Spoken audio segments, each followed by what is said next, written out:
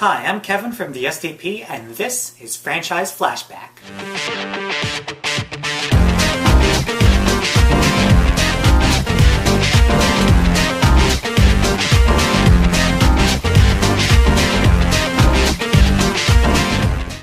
Let's look at Tetris.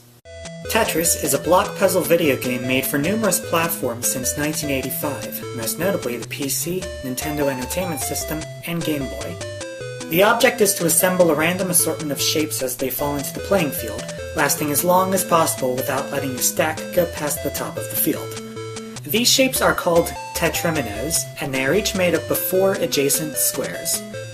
If you assemble any lines of blocks going across the field without gaps, they clear out, giving you more room to maneuver. That's all you need to know to get started, but the real skill lies in knocking out multiple lines at once, scoring a double, triple, or Tetris for 2, 3, or 4 lines, and handling the increasing speeds awarded for good play. The game was first programmed by Alexei Pajitnov and Dmitry Pavlovsky for an old Soviet computer called the Elektronika 60. Pajitnov named it Tetris after tetromino, officially called the tetramino when used in Tetris, and tennis, which was his favorite sport.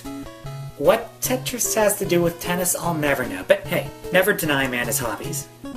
You will probably never get to play the original on the Elektronika 60. However, an IBM PC port by Vadim Gerasimov soon followed, and it was that port which took off.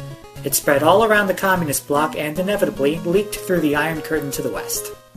For that, we have to thank, of course, Soviet leader Mikhail Gorbachev and his relaxing of press restrictions, but also the British publisher Andromeda, which discovered it in Hungary. But here's the problem. Andromeda sold the rights to another publisher, Mirasoft, before they sealed the deal with Pajitnov. Oops. Mirasoft nonetheless started selling Tetris in Western Europe and America, where it became a smash hit. Come 1988, Andromeda was handing out the rights all over, even though they never technically had them in the first place. But the Soviet government understandably wanted a piece of the action. So they formed the organization Elektronorg Technica, or ELORG for short, to handle the rights internationally. They granted arcade port rights to Atari games and console and handheld rights to Nintendo. At the same time, Atari applied for the rights to develop their own version for the Nintendo Entertainment System, and thus Tetris, the Soviet mind game, was born. I'm sorry, was that supposed to read Tetris? It's just that the letter, which looks like a backwards R, really reads Ya in Russian and other languages that use the Cyrillic alphabet. Then again, if I wanted to be picky, I wouldn't pronounce the I and S either. Meanwhile, Nintendo developed their own ports for the NES and Game Boy. So, why were there 2 NES versions? It gets complicated, I won't lie to you, but the short of it is this. Tengen, the console brand of Atari games, got the fake rights from Andromeda, whereas Nintendo got the official rights from ELORG. The end result was a lawsuit, and after the judge's ruling, Tengen's title was forcibly discontinued after only 4 weeks on sale, making room for Nintendo's version. Meanwhile, the Game Boy was sold bundled with Tetris when it went on sale in America and Europe, and that just blew it wide open. For that, we have to thank Mr. Hank Rogers of Bulletproof Software, who not only set up the licensing deal between Nintendo and ELORG, but came up with the idea of bundling the game with the system. So let's look at these 3 games. All 3 have an infinite play mode of some sort, and let the player choose their own starting speed and even music out of a selection of Russian folk tunes. As for differences, we'll start chronologically with the Tengen version. In both graphics and mechanics, this was based off their arcade port from the previous year. What makes this one of the most sought-after ports, apart from its rarity, is its 2-player capabilities. You can rope in a second player to play side-by-side on their own field, or even cooperatively, each controlling separate tetrominoes on the same field. You can even have the computer control the other player.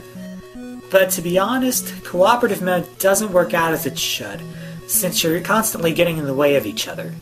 Now, don't get too invested in this game. As I mentioned earlier, it only spent 4 weeks on shelf, so it is far rarer than most other ports and generally costs upwards of $50 US. For a game so rare, I would have expected to pay more. Well, supposedly there were hundreds of thousands of copies produced before Nintendo went and pulled the plug. Speaking of which, much has been said about how the NES version by Nintendo is inferior. Ask the mainstream for reasoning, and they'll cite the game's lack of simultaneous 2-player support. present in the disavowed Tengen version, and even Nintendo's own Game Boy port. More on that in just a sec. So would I go on record as saying it's a bad game? No! What kind of gamer would I be if I said that?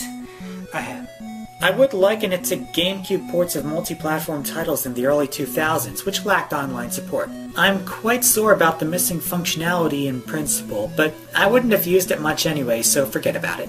Back to Tetris.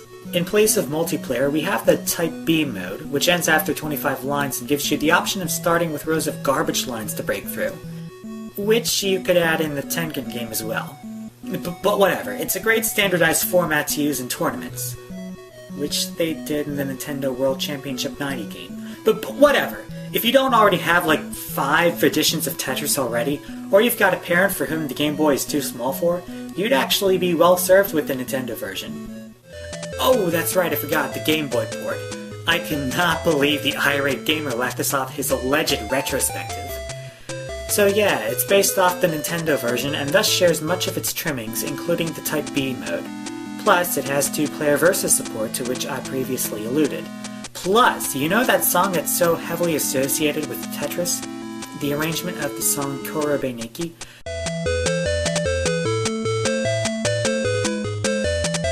Yeah, it turns out that of the 3 versions of Tetris I've covered this far, this is the only one to feature it. And no wonder it's so famous. The Game Boy version sold over 30 million copies worldwide, more than any other physical port. Because of its success, block puzzle video games were forever associated with handheld systems, as evidenced by launch titles including Columns for the Game Gear and Luminous for the PlayStation Portable.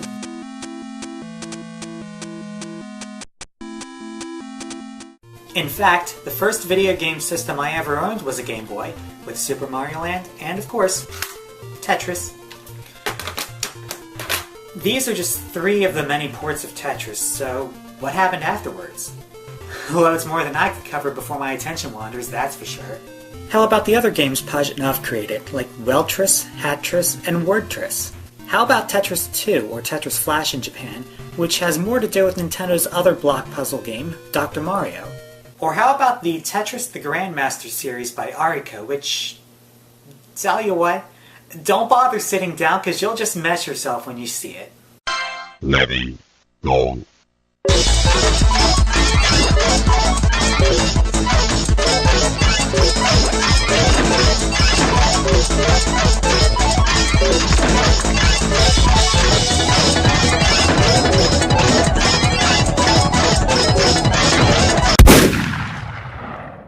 Minor upgrades have been fixed in place down the road, such as the preview area showing more than one piece, a ghost piece which functions as a cursor for your current Tentermino, and the ability to store pieces for later. But other than those trimmings, the core gameplay mechanics have stayed the same since 1985. And yet despite it all, Pajitnov received very little in the way of royalties until 1996, when he bought the rights from the new Russian state and founded the Tetris Company with Hank Rogers. From that point on, the Tetris Company licensed their property to various publishers whilst controlling the use of their related trademarks, including the arrangement of Korobe Nikki as found in the Game Boy version. Which only goes to show how widespread this fad has become. Further proving this point, there have been Tetris games programmed that use the lights on the sides of buildings.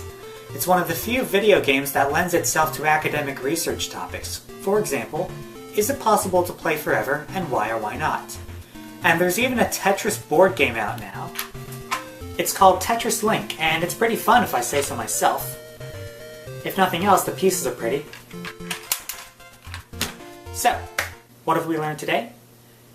Contrary to common recollection, the Soviet Union did invade the NATO bloc during the Cold War. But it wasn't with bullets or boots on the ground, but by tetriminos and lines of code. And I, for one, thank them for it. This is Kevin from the STP. Good night, everybody.